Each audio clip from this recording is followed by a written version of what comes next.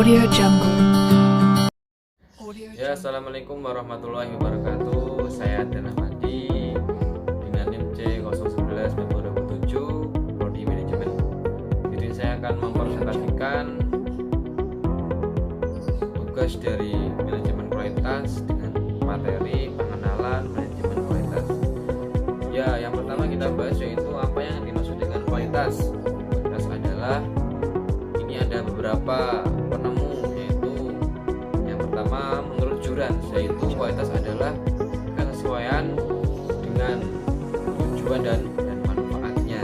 Jadi semakin besar manfaat yang dimiliki atau yang memakai, maka semakin baik pula kualitas yang ada di perusahaan. Dan kemudian yang selanjutnya yaitu menurut Deming. Deming menjelaskan kualitas harus bertujuan memenuhi kebutuhan pelanggan yang sekarang dan yang akan datang. Jadi awet, jadi mungkin keawetannya itu mungkin bisa lebih panjang lagi karena kualitasnya baik, seperti itu. Kemudian yang selanjutnya ini kita bahas untuk bagannya, yaitu bagannya ini yang saya tampilkan di sini. Itu ada the meaning of quality, kemudian ada procedure of perspective, banyak lagi ada quality of conformance, dalamnya ada conformance to specification, kemudian yang sampingnya itu ada customer perspective, banyak lagi ada quality of design, dalamnya ada quality karakteristik, kemudian price, dan banyak lagi ada fitness for dalam bagan yang ditemukan oleh Russell dan Taylor. Dalam konsep di atas bisa dijelaskan sebagai ukuran relatif kebaikan suatu produk atau jasa yang berdiri atas kualitas desain dan kualitas kesesuaian.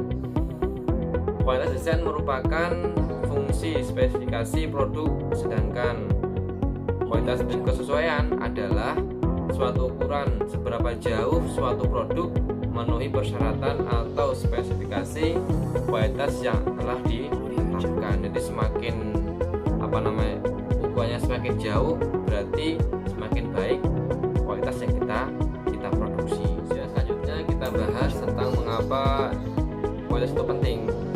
Yang pertama yaitu meningkatkan reputasi perusahaan, yang kedua penurunan biaya, yang ketiga yaitu peningkatan pangsa pasar. Maksudnya ini di dalam usaha juga harus meminimalisir biaya yang dicapai, walaupun tetap mengutamakan kualitas tersebut. Yang keempat, pertanggungjawaban produk. Jadi semakin tinggi produknya ya harus semakin bertanggung jawab atas kualitas barang yang kita produksi. Yang kelima yaitu dampak internasional. Jadi kalau kita sudah meluas di daerah ini kemudian sampai Indonesia, dampaknya nanti juga akan ke internasional. Jadi produk kita nanti akan terkenal sampai internasional. Karena apa? Karena kualitas kita. Yang terakhir, penampilan produk atau jasa dan mewujudkan kualitas yang dirasakan. Dan selanjutnya di sini saya akan menjelaskan untuk penerapan manajemen kualitas. Dalam materi ini ada salah satu contoh, yaitu kesadaran berkualitas di Destinland. Destinland ini tepatnya di California, yang mana mereka sudah mempunyai 12.000 orang karyawan dan pada 400 jenis yang pekerjaan yang berbeda-beda. Dalam perusahaan Destinland ini itu karyawan merupakan komponen yang penting pada usaha peningkatan kualitas.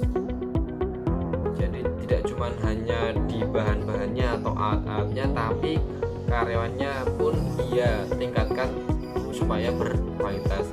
Dengan cara yang pertama mungkin bisa melakukan pelatihan meliputi keahlian komunikasi dasar untuk berinteraksi dengan sama karyawan dan dengan para tamunya.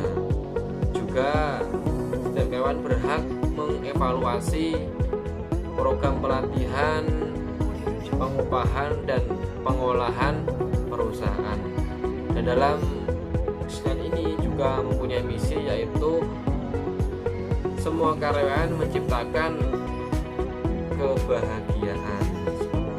Jadi tidak ada paksaan, karena kalau tidak ada paksaan, dalam hati nurani mengerjakannya, insya Allah jadinya lebih berbeda, atau dalam artian lebih baik lagi. Dan yang selanjutnya yaitu perbedaan dimensi kualitas. Ini terdiri atas dua, yaitu manufaktur dan jasa. Dalam manufaktur itu ada performance, yaitu kesesuaian produk, kemudian fiturnya yaitu ciri khas produk, kemudian credibility yaitu kepercayaan pelanggan terhadap produk. Yang selanjutnya ada conformance, yaitu kesesuaian produk dengan standar yang telah ditetapkan. Kemudian durability yaitu tingkat keawetan produk, berapa awetnya, mungkin 3 tahun atau 5 tahun atau bahkan sampai 10 tahun seperti itu. Kemudian serviceability yaitu kemudahan perbaikannya, mudah atau tidak dalam memperbaiki kualitasnya. Kemudian estetik yaitu keindahan. Yang terakhir perspection yaitu fanatisme konsumen akan. Yang terakhir yaitu total quality management. Total quality management adalah suatu pendekatan manajemen untuk suatu organisasi yang terpusat pada kualitas berdasarkan partisipasi semua anggotanya dan bertujuan untuk kesuksesan jangka panjang melalui kepuasan pelanggan serta memberikan keuntungan untuk semua anggota dalam organisasi serta masyarakat luas.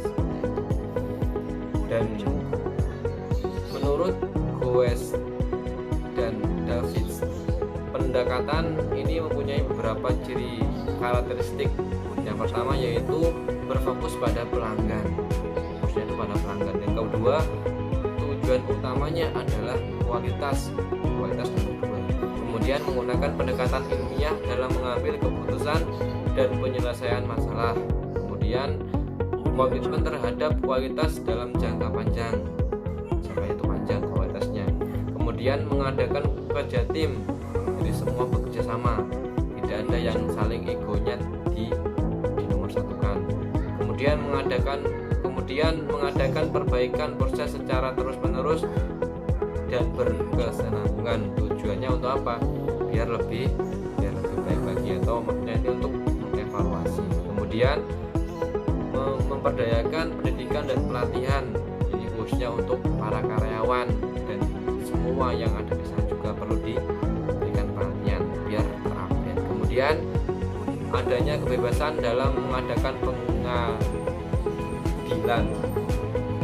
Kemudian adanya keseragaman dan kesamaan tujuan. Tujuannya satu, supaya sukses perusahaannya dengan kualitas yang terbaik. Kemudian keterlibatan dan pemberdayaan karyawan maupun seluruh personil organisasi. Ya, inilah beberapa karakteristik pendekatan dalam total quality management.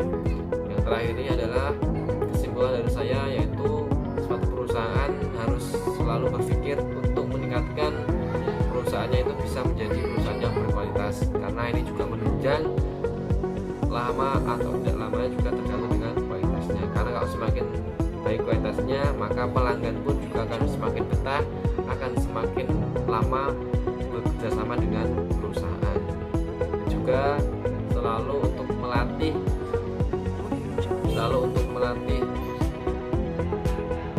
karyawannya hingga karyawannya itu bisa menjadi karyawan yang berkualitas. Karena kalau sudah berkualitas nanti akan dikenal di daerah Indonesia, bahkan di mancanegara.